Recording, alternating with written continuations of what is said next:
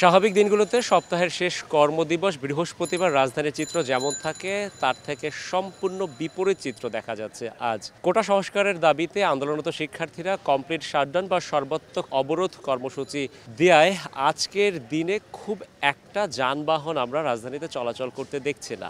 খুব জরুরি প্রয়োজন ছাড়া সাধারণ মানুষের উপস্থিতিও রাজধানীতে কম রয়েছে। আজকে রাস্তায় কোনো লোকজন নাই, রাস্তাঘাট ফাঁকা, সব মানুষ রয়েছে, মানুষ আতঙ্কের মধ্যে রয়েছে, কি হয় না হয়। আমি যাত্রাবাড়ি থেকে হাইটে আসছি এই যে গুলিস্তান থেকে গাড়ি করে না পাওয়ার কারণে আবার এখান থেকে বৃত্তি দিয়ে হাইটে আমি চলে আসছি। ঢাকা বিশ্ববিদ্যালয় এলাকায় পুলিশের চেকপোস্ট বা পুলিশের প্রহরা রয়েছে অনেক বেশি।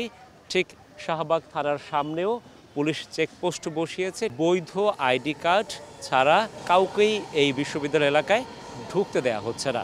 পাশাপাশি রাজধানীর অন্যান্য যে গুরুত্বপূর্ণ পয়েন্টগুলো রয়েছে সেই পয়েন্টগুলোতে আমরা পুলিশের উপস্থিতি লক্ষ্য করেছি এবং যেহেতু সাধারণ মানুষের চলাচল অনেকটা কম রয়েছে এ কারণে যারা খেটে খাওয়া মানুষ রয়েছেন, দিনমজুর রয়েছেন, রিক্সাওয়ালা রয়েছেন তারা বেশ ভোগান্তিতে পড়েছেন। এখন জন্ম সনদ দিয়ে খোলো বিকাশ স্টুডেন্ট অ্যাকাউন্ট। নিজের বিকাশ নিজে কর। আমাদের তো কোনো রোড আই করতে পারতে বউ বাচ্চা কথা বলতে না খেয়ে মরতেছে। গ্যাসদামের লোকজন কীভাবে বাড়াবে? মানুষের নিরাপত্তা ভালো লাগবে না। একটা গাড়ির জমা 150 টাকা, আমার ভাত বিল, তরকারি, ভাত, আবার শরীর লেখাপড়া খরচ, কি করবো এখন?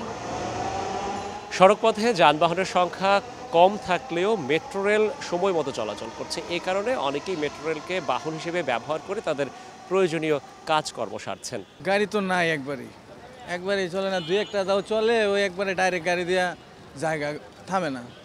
এখন চিন্তা করছি মেট্রো রেল দিয়ে যাবো। বাড়ি চুরি করুক, ডাকাতি করে, জমি জায়গা বিক্রি করে তো ছালপান মানুষ করছে, তারা তো ভালো শিক্ষিত হয়ে গেছে, তারা চাকরি কেন পাবে না? ছাত্র করে কেন পিটায়?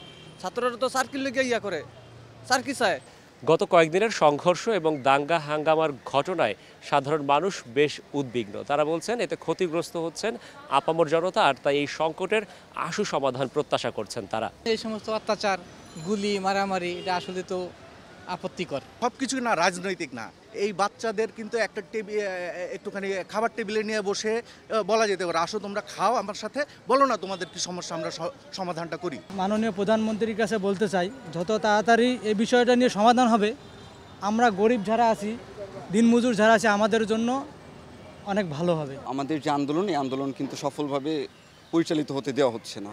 আমরা সরকারকে একটা মেসেজ দিতে চাই যে এইভাবে কিন্তু আমাদের থামানো যাবে না। শুধু রাজধানী ঢাকাই নয়, সারা দেশে এক ধরনের থমথমে অবস্থা বিরাজ করছে। এমন থমথমে অবস্থা কারোই কাম্য নয়। স্বাভাবিক জীবনযাত্রা খুব অচিরেই চালু হোক এমন প্রত্যাশা সকলের। রাশেদ বাপ্পি, সময় সংবাদ, ঢাকা।